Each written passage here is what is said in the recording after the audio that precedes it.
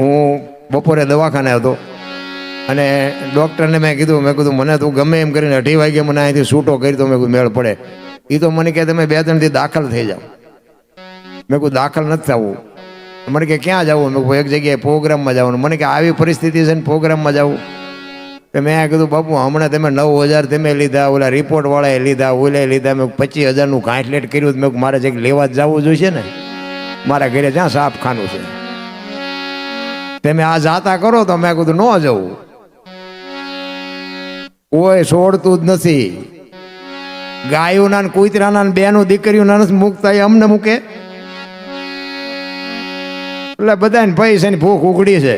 ભલે બધા મથે છે, સારું છે, પણ એટલે રતિલાલભાઈને મેં કીધું મેં મોડું થાય છે. અને મને અહીંયાથી 5 વાગ્યા છોડ્યો. અને મારા દીકરાને મેં કીધું સાચવીને હાલજે હો. મેં કીધું 120 ગાડી હાંકતો તો મેં કીધું ભજન ને ઘર બે રહેશે હો આપણે વચ્ચે. મેં કીધું ભજન થઈ જાય છે. પણ મારો નાથ કહેવાનો મારો મિનિંગ તમારો મારો ભાવ પ્રેમ છે ને બાપુ, એ જ મજા છે. બાકી મરી તો જવાનું જ છે, પણ આનંદ કરવાની વાત છે. માણસનો અવતાર મળ્યો છે ને, મોજ કરો બસ, બીજું કંઈ કરવાની જરૂર નથી. આવા માંડવા તો નાખવા વાળા નાખે છે, આપણે તો બારોબાર હિલોળા કરીને વિયા જવાના. રામ અને દશરથ મહારાજ બાપ દીકરાનો જે નાતો હતો એવો નાતો આપણે છે. માં ભગવતી સીતાજી અને માં કૌશલ્યામાં ને હાહુ વહુનો જે નાતો હતો એ નાતો આપણે છે. અને આ નાતો જો આપણા ઘર સુધી ન આવે તો મતલબ એ શું હોય? રામ એક બેન હતા ને બાજુના ગામમાં, કથા બેઠી, એના ઘરવાળાને કે કથા સાંભળવા જાઉં? એનો ઘરવાળો કે જા ને ભાઈ, હા જોધી નિરાય. બેન ગયા. હા જે કથા સાંભળીને આવ્યા ને એટલે એના ઘરવાળાએ કીધું એ કે કથા સાંભળવા ગઈ હતી? કે હા. કે બાપુ હું વાંચતા હતા? એ કે માંડવા માંડવા માંડવા કેટલા બધા માંડ. કે પણ બાપુ હું વાંચતા હતી? તો કે કેટલું બધું રાંધેલું ને કેવડા કેવડા તપેલા ને કેવડું માણા ખાતું તું.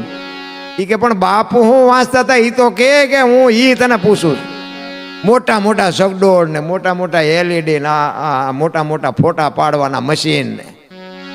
એ કે પણ હું તને એ પૂછું છું કે વક્તા શું કહેતા હતા એમાંથી તું કંઈક તો કે મને. એ કે એટલા બધા માણામાં થોડું સંભળાય? નકરી બહાર જ રખડી બાપુ, કથામાં જઈ જ નહોતી. શું વક્તા વાંચે એ કોને ખબર હોય? એમાં આપણે હજી બહાર રખડતા હોય એવું નથી લાગતું? આ જીવનમાં ઉતરે નહીં તો બાપુ માણસનો અવતાર. હું તો એક જ વાત કરું કે તમારા કુટુંબ પરિવારમાં એકતા રાખો, મા બાપની સેવા કરો, વ્યસનથી થોડાક આઘા રહો. અને આ બેનું છે ને, બેનુંને તો હું ખાસ કહું, કારણ કે હવે ભયોમાં તો બહુ મથ્યા પણ મેં કોઈ સમજ્યા જ નહીં. ભયો કોઈક દારૂ પીતા હોય ને આપણે એમ કે દારૂ ન પીવે તો બીજેથી ડબલ પીને આવે. આપણે એમ કે આ બીડીઓ ન પીવે તો બીજેથી આપણે સામે આવીને સિગરેટ હળગાવે. હું ત્યાં જ હાલે છે બોલ. પણ બેનુંને કહેવાનો મારો અર્થ એટલા માટે છે કે જ્યાં ધર્મ ધ્રુજો, જ્યાં પુરુષ ન પોગી ગયો, દેશની આબરૂ બાપુ દીકરીઓ રાખી છે. તમે કહો તો સવાર સુધી તમને દાખલા આપું. જ્યાં ધર્મ ધ્રુજી ગયો, જ્યાં પુરુષનું કાર્ય પૂરું થઈ ગયું, પુરુષ જ્યારે થાકી ગયો, તેથી બાપુ માં ભગવતી જોગમાં એવી લગામ હાથમાં લીધી કે તમે બેસી જાઓ બાપ. ઈ દીકરીઓ એટલા માટે કહું, મોટે બોલો માં હાથે નાનપણ સાંભળે. ઈ મલક બધાની મજા પછી કડવી લાગે કાગડા. માં છે ને આ દુનિયામાં બાપુ માંથી મોટું કોઈ નહીં. જળધર કે જગદીશ સૌ કોઈ નમાવે શીશ અંબાની આગળ. હું તો આ બહેનોને ખાસ કહું, પણ બહેનોને પાછો થોડુંક મારી વાત અમુક કડવી લાગશે. મને સીતારામ ન કરો મને કઈ ફેર નથી પડતો. મને હું હાસવી ન કરું એટલું ભગવાને મને આપ્યું છે. પણ અમુક અમુક બાપુ દીકરીઓ એક મા બાપને આબરૂના જે ધજાગરા ઉડાડે ને, ભલે મારો સમાજ ન હોય, મારી નાતના ન હોય, મારા ગામના ન હોય, મારા હગા ન હોય, પણ બાપુ આ ભારત દેશની મારી દીકરી છે એટલું મને સમજણ આવે ને, મારા હૃદયમાં હબાકો આવે. ઘરે તારી ભલી થાય તારી. આ માત પિતાએ શું સંસ્કાર આપ્યા? મારી દીકરી મારી દીકરી મારી દીકરી. 18 વર્ષ સુધી 20 વર્ષ સુધી બાપ એની વાંહે કોથળા જેવો થઈ ગયો હોય. ઈ કે મોબાઈલ જોઈએ તે મોબાઈલ લઈ દે, ઈ કે ગાડી જોઈ છે ગાડી લઈ દે, હારા હારા કપડા આપે, હારી સ્કૂલમાં એડમિશન અપાવે. અને 18-20 વર્ષની બાપુ દીકરી થાય તો મા બાપને પૂછે નહીં. બાપુ ક્યાં જાય ખબર ન પડે. તેથી મા બાપના કાળજા માથે શું વીતતી છે મારા રામ. હું તો બહેનોને બાપુ હાથ જોડીને, હું કોઈ શિખામણ દેવા આવ્યો નથી અને મારી શિખામણ એવી દેવાની કોઈ મારી ઓકાતે નથી. પણ અમુક અમુક બાપુ મા બાપ રોવે રોવે નહીં. અમારે અહીંયા એક દાખલો બનેલો બાપુ, દીકરી આમ છે ને, દીકરીના ખોળામાં એના બાપે પાઘડીનો ઘા કર્યો. હો ભાઈ, ધરતી ફાટી જાય ધરતી. મારા રામ, દીકરી મારી આબરૂ તારા હાથમાં છે. તે આમ મોઢું ફેરવી જાય. એ કે આ શું કામ અમને લઈ આવ્યા છો? આમને હું ઓળખતી જ નથી. આપણું હૃદય ફાટી જાય એમ થાય કે હા હા. પછી એ દીકરીની માં હતી ને, એ દીકરીના બાપનું બાપુ બાવડું ચાલીને કીધું, એ કે હવે હાલો, આપણો રૂપિયો ખોટો છે, હવે અહીંયા રહેવાની કોઈ જરૂર નથી. બાપુ 8 દી નો થયા, એના દીકરીના બાપે બાપુ ખોળિયામાંથી જીવ કાઢી નાખ્યો. તમે વિચાર કરો, આ દીકરી કદાચ પ્લેનમાં ઉડતી હોય તો તમે એમ માનો છો કે એની જિંદગી સુખી થાય? એમ કોઈ દી ના સુખી થઈ શકે. એટલા માટે કહું, જ્યાં ધર્મ ધ્રુજો સગાડસા થાકી ગયા તેથી ચંગાવતીએ બાપુ લગામ હાથમાં લીધી. જલારામ બાપાની પાસે વીરબાઈએ હાથમાં લગામ લીધી. એક એક સફળ પુરુષની વાંહે એક એક ભગવતીનો હાથ છે. હરિશ્ચંદ્ર રાજાને તારામતી ન હતો કોઈ ઓળખત જ નહીં. અમરમાં ન હતો દેવીદાસ બાપુને કોઈ ઓળખત નહીં. સવારામ બાપાને જબુમાં ન હતો કોઈ ઓળખત નહીં. એક એક ભગવતીનો હાથ છે માલિકો. અમે આ બહાર મોટી મોટી કરતા હોય ને બાપુ, ઘરે અમારું માણા જો નબળું હોય ને તો તમને હોત ગોળીઓ પાવી પડે. આજ પેટમાં દુખે છે, નહીં આવી, ઓલું કહેવાય નહીં. હારું માણા ન હોય ને, હગો હારો નો હાપડે ને, મિત્ર મળે જો લબાડ, પત્ની મળે કભાર જાતો હેળે જો ઉતાર. ત્રણેય પખા મોળા હોય તો ગિરનાર ભેગું થઈ જવાય, કઈ વળે નહીં રામ. અડધું અંગ તો એને કહેવાય બાપુ. બાયલા બાયણથી ધણીની આબરૂ રાખી દે ને બાપુ, એને બૈરું કહેવાય. એટલા માટે મારે બેનોની જ વાત કરવી છે. એટલે પુરુષોત્તમ બાપુ એક વાણીમાં એવું લખે છે, માની ઉપમા બાપુ મહાપુરુષો નથી ચૂકી ગયા, કે એનું વર્ણન માનું વર્ણન બાપુ કવિઓ નથી કરી ગયા, સંતો નથી કરી ગયા.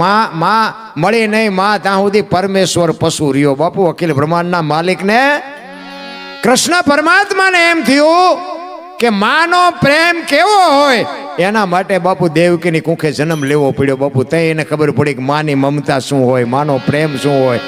માનો એક મહાસાગર કેમ કહેવાય? મળી નહીં માં ત્યાં સુધી પરમેશ્વર પોતે પશુ રહ્યો. દેવકીની કુખે જન્મ પછી કાન કહેવાનો કાગડા. માં નથી મળી ને ત્યાં સુધી બાપુ કોઈ. અને હું તો એમ કહું છું કે માં ને બાપ ને 2 ટાઈમ હારો રોટલો દેજો, જિંદગીમાં કોઈ દી મોળો દી ન ઉગે. ભલા માણસ અમારે ત્યાં ઇનપા તમે જોવો ને, આશ્રમ નથી બની રહેતા ત્યાં આખા ફૂલ થઈ જાય. આશ્રમ નથી બની રહેતા ત્યાં ફૂલ થઈ જાય. પણ આપણે પૂછ્યું કે તમારા દીકરા નથી કે દીકરા 2 છે? આપણે એમ શું કરે છે કે એક ડોક્ટર છે ને એક વકીલ છે. હવે આ દીકરા હોય તો શું, ન હોય તો શું ફેર પડે? બાપુ મા બાપ કોઈને ગમતા જ નથી ને પછી અંધશ્રદ્ધામાં પડે, દાણા જોર આવે. તમારે ત્યાં ગમે એમ હોય, અમારે નકરું અહીંયા દાણા જોવાનું જ હાલે છે. મને તો ક્યારેક ક્યારેક એમ થાય કે આ ભજન ગાવા શીખ્યા એના કરતા દાણા જોવાનું જોયું કર્યું હોત તો હારામાં હારું હતું, તને તો હારો હાલતો.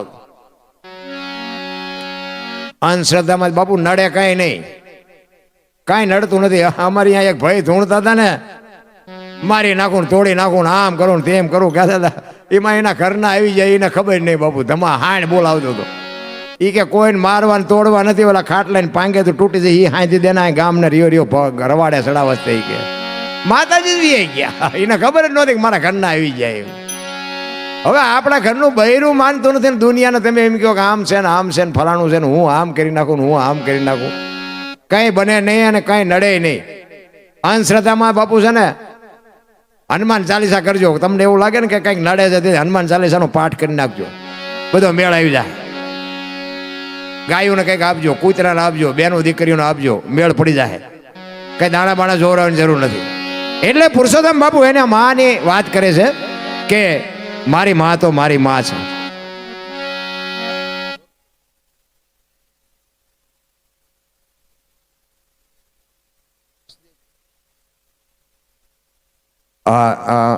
મને પરિચય નહોતો. આપણા શિવપુરાણ મહાયજ્ઞના વક્તા હંસદેવગીરી બાપુ સામે બેઠા છે ત્યારે એમને જોરદાર એકવાર તાળીઓથી વધાવી લ્યો. અને રહેવાય સાધુના સંઘમાં. કીધું ને હમણાં અમારે આ ટીમ છે એ બધે સાધુ જ છે. સાધુની છે ને બાપુ એક એના જીવનમાં એની ઉર્જા કંઈક અલગ હોય. સાધુ ભાઈ ભલે તમે કાંઈ ન સીતારામે ન કરો, પગે ન લાગો, 10 રૂપિયા નો આપો, એના જીવનમાં એની ઉર્જા કંઈક અલગ હોય. સાધુ ભાઈ ભલે તમે કાંઈ ન સીતારામે ન કરો, પગે ન લાગો, 10 રૂપિયા નો આપો, કાંઈ ન, એના ભેગા તમે અડધી કલાક બેહો. મને માણા બનાવ્યો હોય ને તો સાધુ એ બાપુ, નકર આપણે બંદૂક ભરેલી હોય ને તો બીતા નહોતા. હા, ખટારાનો ડ્રાઈવર હતો ને ઝઘડા સિવાય આપણે કીધું કંઈ કર્યું નથી. અહીં તો પહેલી વાર આવ્યો છે, તમને મારો પરિચય આપી દઉં ને કે આ લાઈવ હાલે છે ને, અહીંયા અમારે અહીંયા જોતા હોય છે ને અમુક એ આજ વાળું નહીં કર્યું હોય, બોલો એ એમના આ ચા પોઈ ગયો છે, આ બોર્ડ વાંચ છે ને, એ આ તો મારો દરિયાને કાંઠે ઠેઠ પોઈ ગયો છે, આટલા બધા ભેગા કરીને બેઠો છે, આને શું સાંભળવું હોય? એ વાળું નહીં કર્યું હોય. ઝઘડા સિવાય આપણે કંઈ કર્યું નથી. જેસલ કરતા ઇતિહાસ આપણો ખરાબ છે, પણ સંતનો સંગ કંઈક થઈ ગયો અને મા બાપની કંઈક કૃપા થઈ ગઈ. અત્યારે બાપુ હજારો માણસો મને સાંભળે છે, લાખો માણસો. અને બીજી વાત એ કહું કે મારા વિડીયા તમે બધા જોતા હશો, પણ વિડીયામાં હું કોઈથી બોલ્યો નથી. કોમેન્ટ કરજો ને, લાઈક કરજો ને, ફલાણું કરજો ને, ઢોકળું કરજો. કદાચ મને કોઈ પૂછે ને તો એમ કહું કે આમાં હું જે બોલ્યો છું ને એ કરજો. બાકી લાઈક કોમેન્ટની મારે કોઈ જરૂર નથી. અને લાઈટ કોમેન્ટ આ 2 હાથવાળા શું દે, બોલો 1000 હાથવાળો ભોળિયો નાથ દે તેથી ભૂખ ભાંગે, 2 વાળા શું 2 હાથવાળા દેવાના હતા? કોઈ જરૂર નથી. રામ મારે બધું હું ન સાચવી શકું ને એટલું મને ભગવાને આપ્યું છે. ગાયો ને ભેહું ને ઘોડા ને મકાન ને દીકરા ને વાહન ને કાંઈ જમીન જાગીર બધું છે. હું તો આ આનંદ કરું છું ને મારે તો આ ખબર જ નહોતી ને મને આ બહાર પાડી દીધો દુનિયાએ. હા, વિડીયા મારા બહાર પડ્યા, એ તો બહાર પડ્યા પછી 2-4 મહિના પછી મને ખબર પડી. મને આખી દુનિયા જોવે છે. મેં કીધું આ ચડાવ્યા કતાડે, કારણ કે આ તો બાપુ દુનિયા છે. હાથીની અંબાડીએ ચડાવીને પછી ક્યારે ઉતારીને કતાડે બે અરે કોઈ ફરવો નથી. પણ આપણને કાંઈ ફેર પડતો નથી. આપણે કતાડે બે એવા જ છીએ, હાથી આપણે બે એવા લાયક જ નથી, કારણ કે ધંધા જેવા કર્યા હતા. ખટારાનો ડ્રાઈવર એટલે 19મી કોમ નો કહેવાય, એના પાણી પાય કોઈ. પણ એક વાત તમને કહી દઉં કે આખું હિન્દુસ્તાન રખડી આવ્યો, એક રાજ્ય મારું જોયા વગરનું બાકી નથી. હું 1 મહિને 1 ફેરો કરીને આવું, 1.5 મહિને 1 ફેરો કરીને આવું. પણ કોઈ એમ કે દરબારે દારૂ પીધો તો પરમાટી ખાધી તેથી 5 લાખની શરત મારીને આવજો, મારી સાતીમાં ડામ દઈ દેજો, કોઈ પુરવાર કરી દેતો બાપુ. એ મારું કુળ કયું, મારું ખાનદાન કયું, મારા મા બાપ કોણ, આનો પાવર ન હોય તો મરી જવાય. નહીં બાપુ, આમ સાંડલો નહીં કરવાનો, નહીં કરવાનો બાપુ. ને કઈ આમ મને ખવડાવનારા પાનારા નહીં મળ્યા હોય. અમારી હારે કંપની જ આખી બધી એ જ હતી. આજે આપણને દાડીએ રાખે એવા થાય. તો અમારે હાથ જોડવા પડે કે ના તું અત્યારે રાજા આપે, હવે પાછા પૈયા લાગે આપણે. મને ખબર નહોતી, ખબર તો બધી હતી બેટા, પણ આ ધંધો કરવો છે, માન માર્ગે ચડાય છે. અત્યારે આ થોડુંક કંઈક ભગવાનનું નામ લેતા આવડ્યું ના સાધુ સંતોની કૃપાથી. એટલે પહેલાનો જે આપણો ઇતિહાસ છે ને એ હજી નડે છે.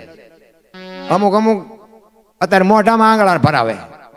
અમારે હાથ જોડવા પડે કે પેલા રવાઈ દો ને બાપા, અમે માર્ગે ચડે છે, શું કામ લોહી પીવો? દરબાર હોય શું તેમ કરો? દરબાર હોય આમ કહી નાખ્યું, ફલાણું કહી નાખ્યું.